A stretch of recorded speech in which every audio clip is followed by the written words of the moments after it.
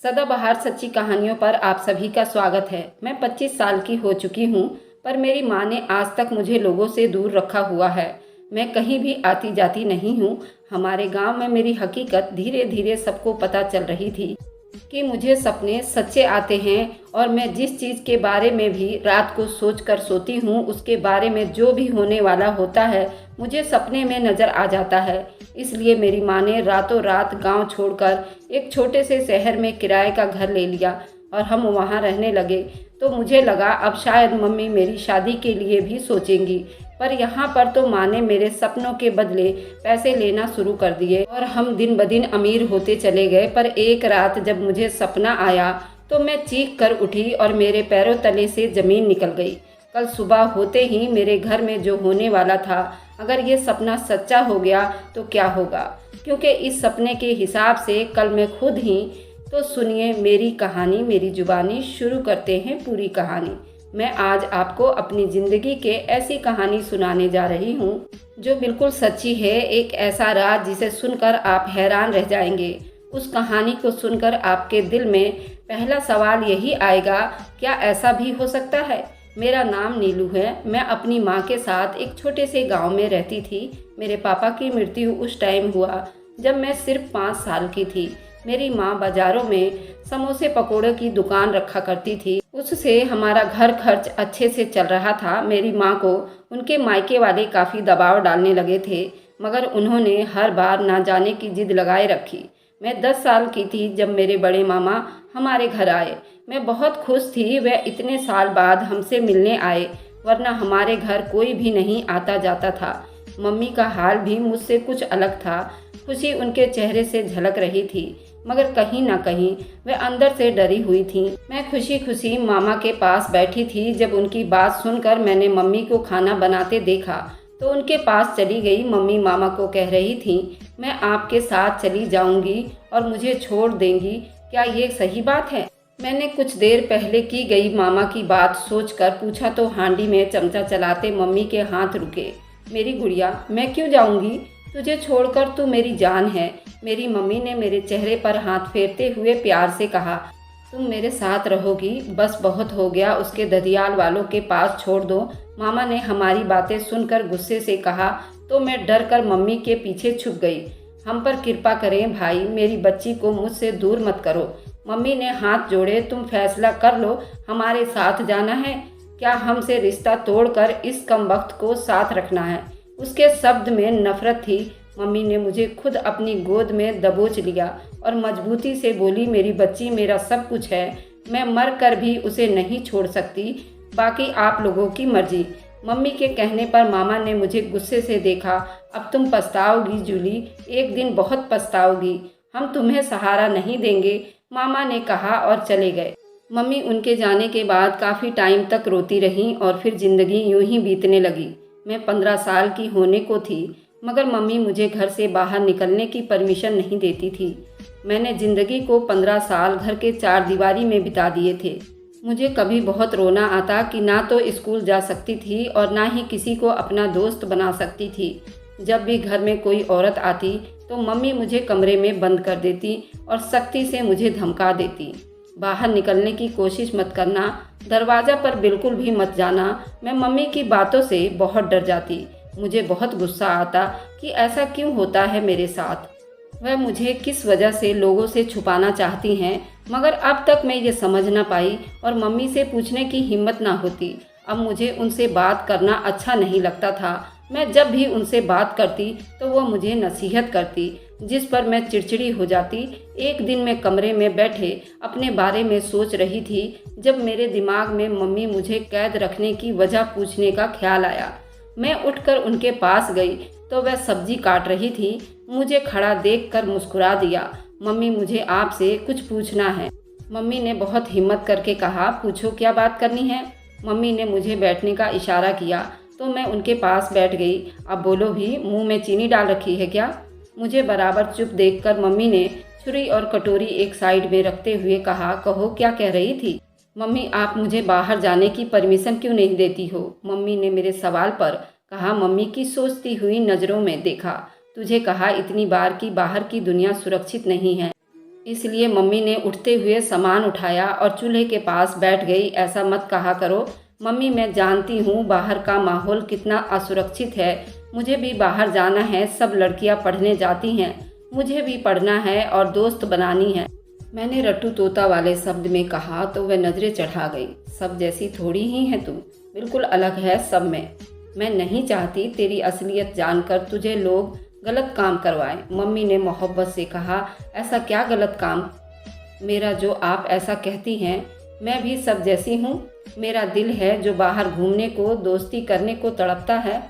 मैंने उनके पास बैठे हुए कहा, तेरा कोई आदत गलत नहीं है मेरी बच्ची। मम्मी ने तड़प कर कहा, फिर क्यों छुपी रहती हूँ मैं? मुझे जवाब चाहिए था, इसलिए जिद कर रही थी। देख मेरी बच्ची, तू नहीं जानती कुछ। मम्मी ने प्यार से समझाना चाहा।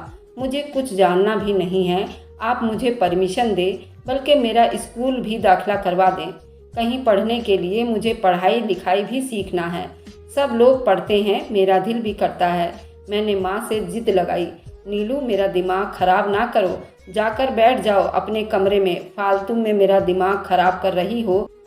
चल उठकर कपड़े संभाल, अब तेरी उम्र पढ़ने की नहीं है। मम्मी ने गुस्से से कहा तो मैं रोती हुई कमरे में बंद हो गई। काफ़ी देर यूं ही बैठी रही। मुझे बार बार खुद पर गुस्सा आ रहा था कि कौन सी आदत मुझ में जिसकी वजह से मम्मी मुझे दूसरों की नज़रों से बचाना चाहती हैं, मगर समझ ना सकी। यही सोचते मैं सो गई। जब आधी रात को आंख खुल गई, चेहरा पसीने से तर हो गया था। टाइम देखा तो भोर के 3 बज रहे थे। मैं उठकर भगवान की माला जाप करने लगी। मेरी क्या गलती है जो मुझे यूं कैद रखा है घर में? मेरा भी दिल करता है मैं घर से बाहर जाऊं, दोस्ती बनाऊं और लोगों से मिलूं, खुश रहूं। सबके साथ मुझे आज़ादी चाहिए।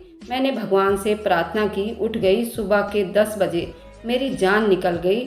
सब कुछ वही हो रहा था जो मैंने सपने में देखा था। कल रात भी सपने में मैंने मामा को घर आकर मम्मी से लड़ते देखा और अभी भी वही हो रहा था।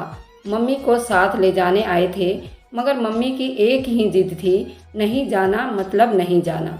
मुझे बहुत परेशानी हो रही थी। जिस माँ ने मुझे घर से बाहर नहीं जाने दिया, मुझे किसी से मिलने नहीं दिया, वह मेरे लिए क्यों लड़ रही थी? मामा मेरे पास आए, ये सब तुम्हारी वजह से हो रहा है। इतना कहते वह चले गए। मुझे कुछ दिनों में ही अंदाज़ा हो गया था कि मैं जो भी सपना देखती हूँ वह सच हो जाता है। ये बातें मम्मी को पता थी और वह चाहती थी कि किसी और को पता ना चले, मगर सच कब तक छुपा कर रखा जा सकता है? एक ना एक दिन सबके सामने आना था। और अब मैं 27 साल की हो चुकी थी, मगर मम्मी ने मेरी शादी ना की थी और इस बारे में कभी किसी ने नहीं बताया था। मैं अब देर तक बैठी खुद में ही मगन रहती, कुछ न कुछ सोचती रहती। मम्मी ने मुझे कहा मैं ना बैठा करूं अकेली, मगर मैं अकेली करती भी तो क्या? कपड़े सिलाई करने के अलावा मुझे कुछ नहीं आता था और वह भी जल्दी कर लेती थी। मेरा सच सामने आने का दिन भी आ पहुंचा। एक दिन मैं घर में अकेली थी। मम्मी चाय समोसा बाजार में लगाने के लिए गई थी जब दरवाजे पर किसी की आने की आहट हुई। काफ़ी देर सोचने के बाद दरवाज़ा खोला तो एक औरत सामने खड़ी थी। जी किससे मिलना है? मैंने पूछा तो वह मुझे देखते ही अंदर आ गई। तुम जूली की बेटी हो ना? उसने मुझे देखते ही पूछा, जैसे यकीन ना हो, और चरपाई पर बैठ गई थी। जी मैं जूली की बेटी हूँ, नीलू। मैंने घबराते हुए जवाब दिया। मुझे डर भी लग रहा था, अगर मम्मी ने मुझे डांटा कि मैंने दरवाज़ा क्यों खोला और उन्हें अंदर आने क्यों दिया तो क्या जवाब दूंगी? अच्छा सुन, एक गिलास पानी तो पिला दे, फिर सोचती रहना। मुझे सोच में डूबा देखकर वह बोली। मैंने शर्म से सर झुकाते हुए कहा और पानी लेने चली गई। गिलास में पानी लेकर उनके पास आई तो तू तो बहुत प्यारी है, फिर जूली तुझे छुपाना क्यों चाहती है सबसे? हैरत की बात है, गिलास पकड़ते हुए सोचते हुए बोली, वैसे तू करती क्या है? सारा दिन घर में रहकर, मेरा घर साथ वाला है, आ जाया कर, दिल बहल जाता है। भाई मेरा और मेरे बच्चों का दिल तो घबराता है। एक दिन भी घर में रहने पर हमसे नहीं रहा जाता, 24 घंटे घर में। उन्होंने पानी पीकर गिलास रखा, तब तक मेरी माँ भी आ गई थी। मुझे गुस्से से देखती नज़रों में अंदर जाने को कहा, कैसी है जूली? और ये बच्ची तेरी है? तूने कभी बताया नहीं, हालांकि हम साथ साथ ही रहते हैं। वे औरत मम्मी से कह रही थी तो मैंने सोचा सुनूं तो सही मम्मी जवाब क्या देती हैं, इसलिए दरवाजे से कान लगाकर खड़ी हो गई। मम्मी का जवाब सुनकर मेरे कदमों तले से ज़मीन खिसक गई। मेरा दिल टूट कर रह गया था। ऐसा लग रहा था खुद को कुछ कर लूं। क्या कोई बेटी के लिए ऐसे शब्द इस्तेमाल कर सकती है? मैं यही सोचती रही। मुझे बेचैनी होने लगी थी। दिल मेरा डूबने लगा था। बार बार ये बात मेरे दिमाग में घूम रहे थे। मुझे बहुत तकलीफ होने लगी थी। मैं कमरे में चहल पहल करने लगी। जब मम्मी अंदर आई, किसके परमिशन से तूने उसे अंदर आने दिया? मम्मी बड़ी ऊंची आवाज़ में और गुस्से में मुझे देखा। मैं डर के मारे अपनी पहले वाली बात तो भूल गई। अब मुझे सिर्फ डर लग रहा था मम्मी के गुस्से से। लाल चेहरा देखकर मैंने हाथ की मुट्ठियों में अपने दुपट्टे के कोने को जोर से पकड़ते हुए कहा और मेरी आवाज़ निकलने से कांप रही थी, दोबारा ऐसा नहीं होना चाहिए, सुना? वह चिल्लाई तो मैंने ज़ोर ज़ोर से हाँ में सिर हिलाया और वहीं बैठ गई। माँ सर थामे, देख जूली, तू दुनिया वालों को नहीं जानती। ये लोग तेरा जीना हराम कर देंगे। तेरा सच जानकर तुझे भगवान का वास्ता तो किसी से मत मिलाकर। मम्मी ने बेबसी से कहा। हम दोनों इस बात से बेखबर थे कि बाहर का दरवाज़ा खुला है और कोई हमारी बातें सुन रहा है। मम्मी, मैं कभी किसी से नहीं मिलूंगी, पक्का ये वादा है। मैंने उन्हें कभी पहले नहीं देखा था। चल अब खाना खा ले, मुझे भूख लगी है, मम्मी कहती उठ गई थी। तभी बाहर से गिलास गिरने की आवाज़ आई, जिसे मैं और मम्मी एक दूसरे को देखती बाहर भागी, मगर वहाँ कोई नहीं था। अपना वहम समझकर हम बिजी हो गए। शाम को एक औरत घर आई तो उनकी बात सुनकर मेरे पैरों तले से ज़मीन निकल गई। मम्मी की तो पत्थर की आंखें हो गई। देखो बहन, मेरी मदद कर दो, मैं तुम्हें मुंह मांगी कीमत दूंगी। अपनी बेटी से पूछ लो, वह औरत बोली तो मैंने खिड़की से उसे देखा। वह काफ़ी परेशान लग रही थी। मेरी बेटी ऐसा कुछ नहीं करती, आप जा सकती हैं, मम्मी ने उसे कहा और बाहर जाने का रास्ता दिखा दिया। लेकिन बहन, मेरी बात, मैंने कहा ना, जाओ यहाँ से, मम्मी ने बड़ी सख्ती से कहा तो वह मुंह में न जाने क्या बड़बड़ाती चली गई। मैं इसलिए तुझे दूर रखती थी लोगों से, मम्मी मुझे घूरते हुए बोली तो मैं अपनी होंठ दबा कर रह गई। मैंने तो उस औरत से ऐसी कोई बात नहीं की थी, तो फिर उसे पता कैसे चला? मम्मी मुझे कैसे इल्ज़ाम दे सकती थी? मैंने किसी को कुछ नहीं बताया। उनके लगाते इल्ज़ाम सुनकर मैंने रोते हुए कहा, तूने नहीं बताया तो कैसे पता चला उन्हें?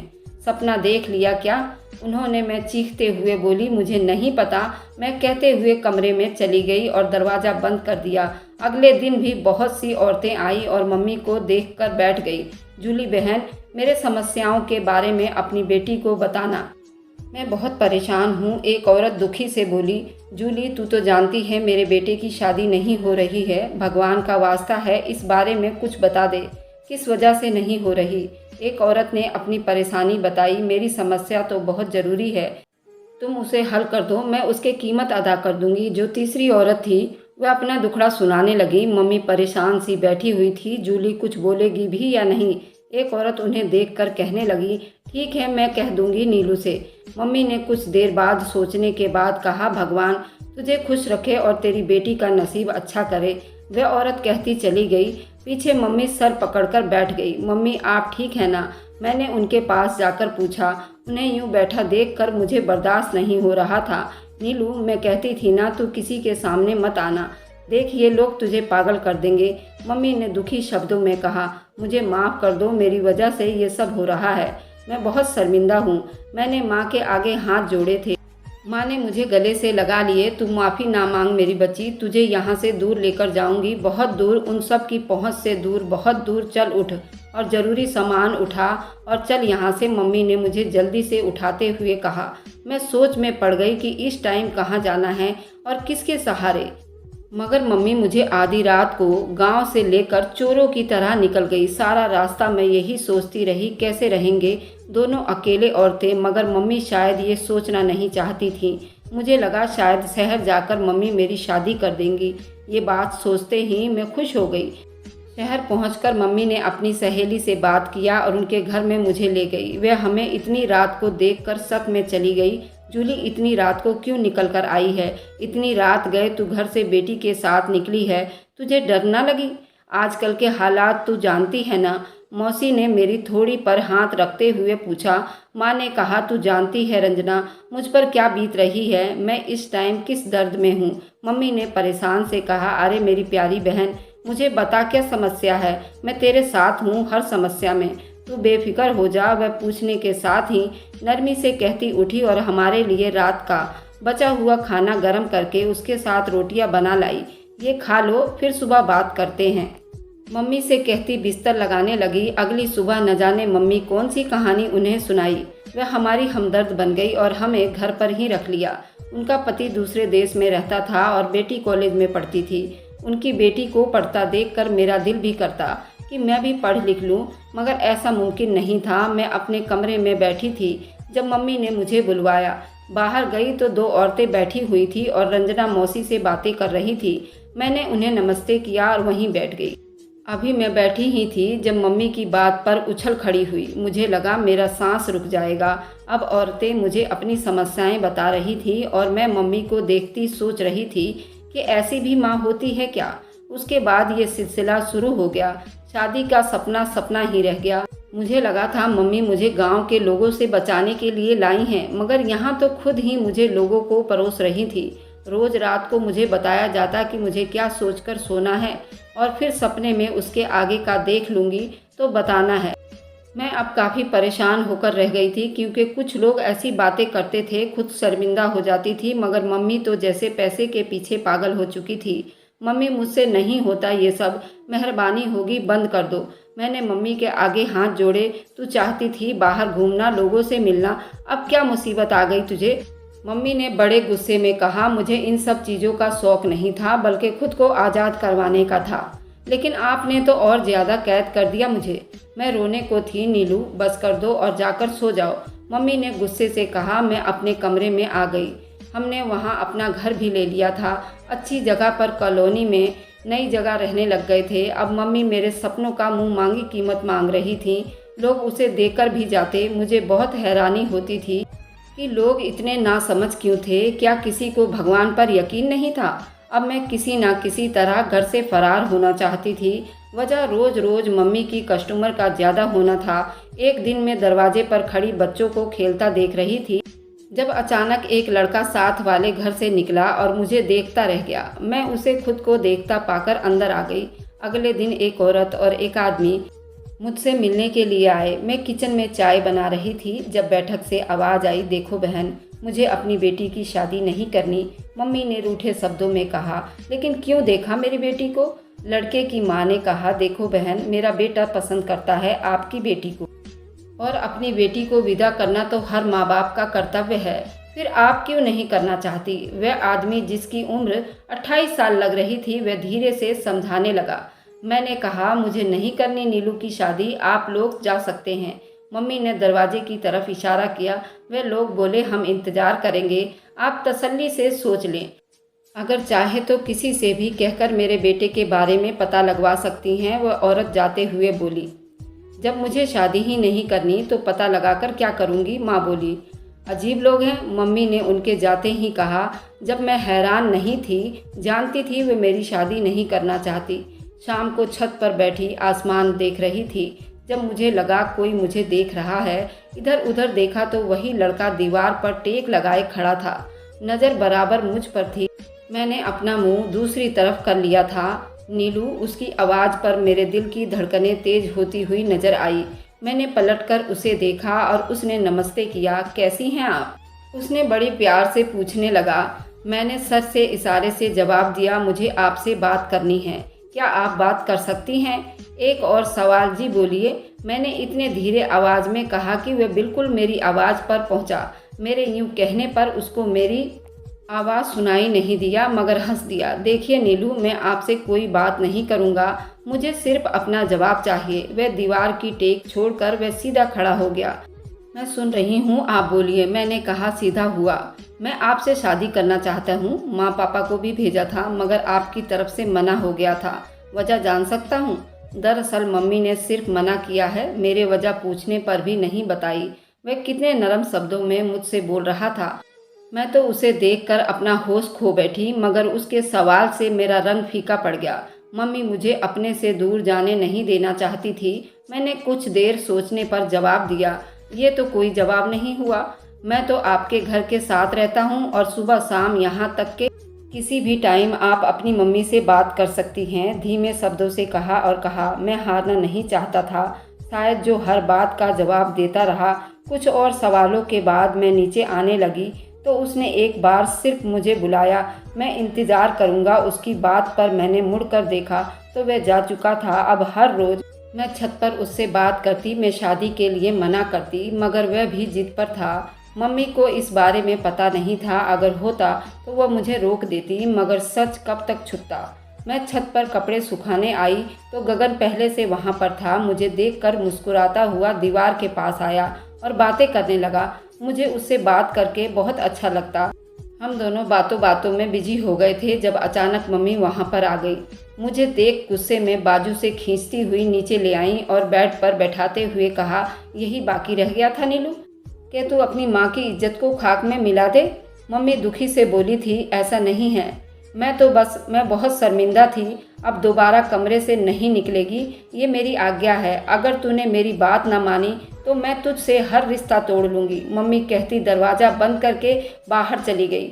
मैं चिल्लाती रह गई मगर उन्होंने दरवाज़ा नहीं खोला। गगन की माँ मेरा पता करने आई।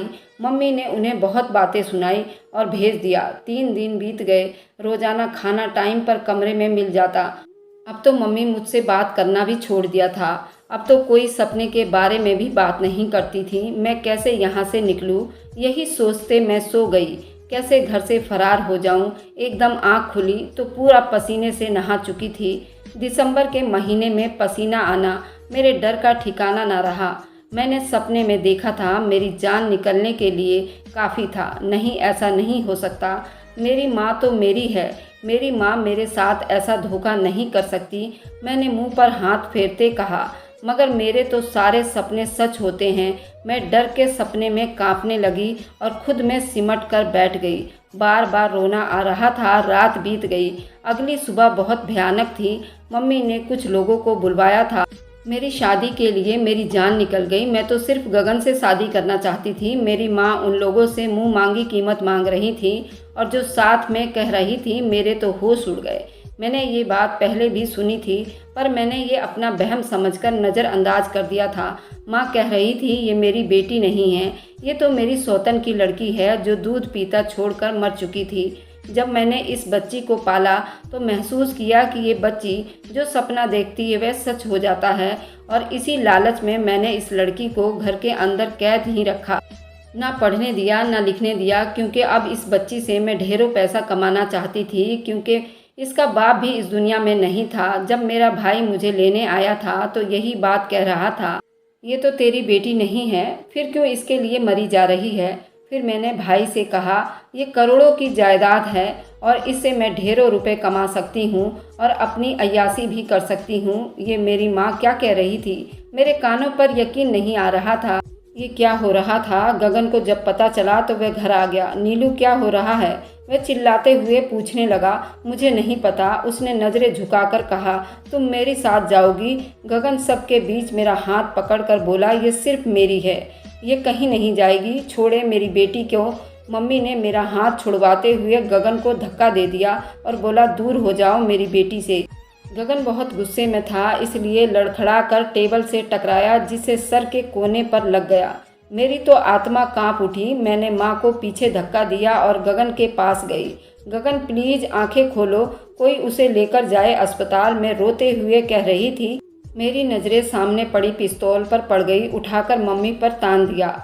अब मेरे सपने का मतलब शुरू हो चुका था। मैं घबराते हुए बोल रही थी, वही हुआ जो मैंने सपने में देखा था। उसे अस्पताल लेकर चलो जल्दी। मेरे धमकाने पर वे लोग गगन को उठाकर ले गए। मैं उनके साथ ही जाने लगी। मम्मी हैरत से मुझे देख रही थी। मैं जैसे ही गगन के साथ जाने लगी, मेरी मम्मी ने मेरे हाथ से पिस्तौल छीनी और दूर फेंक दिया। मेरे मुंह पर थप्पड़ मारा और मैं ज़मीन पर गिर गई। इसलिए तुझे बड़ा किया था, तू मुझ पर ही हाथ उठाए। वह बोलते बोलते रुकी और रो दिया। तेरे लिए अपने घर वालों से दूर हो गई, उनसे अपना रिश्ता तोड़ दिया और तू दफ़ा हो जा मेरी नज़रों से, सामने से। उनके चिल्लाने पर मैंने भागकर अपने कमरे का दरवाज़ा बंद कर दिया। उसके बाद न जाने बाहर क्या हुआ। मुझे होश न रहा। मुझे सिर्फ गगन की परवाह थी। शाम को मम्मी मुझसे माफ़ी मांग रही थी। नीलू, मैंने तुझ पर बहुत पाबंदियां लगाई और तुझे हर खुशी से दूर रखा। मैं अब तुझ पर और ज़बरदस्ती नहीं करूँगी। मैं आज ही तेरी शादी गगन से करवाती हूँ। मैं हैरान थी कि वह कैसे मान गई। शादी की तैयारियां हो गई। गगन ने शादी के बाद मुझे बताई कि उसकी माँ ने मम्मी को कैसे राज़ी किया। मेरी खुशी का ठिकाना नहीं था। मैंने माँ को माफ़ कर दिया। गगन मेरा बहुत ख्याल रखता था, मम्मी की ज़रूरत पूरी करता था। मैंने भगवान की कृपा की, उसने मेरे सब्र का मुझे इनाम दे दिया। मम्मी ने अपने लालच के लिए भगवान से माफ़ी मांगी। कभी हम अपने बच्चों पर कुछ ज़्यादा ही पाबंदियां लगा देते हैं, जिससे वह बागी होने लगते हैं। इसलिए अपनी बात मनवाने के साथ ही उनकी भी सुना करो, ताकि वे आपसे नफरत ना करें।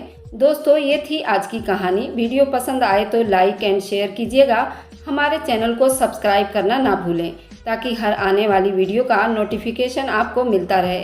Thanks for watching, like and subscribe. तो मिलते हैं अपनी अगली कहानी में। Bye bye.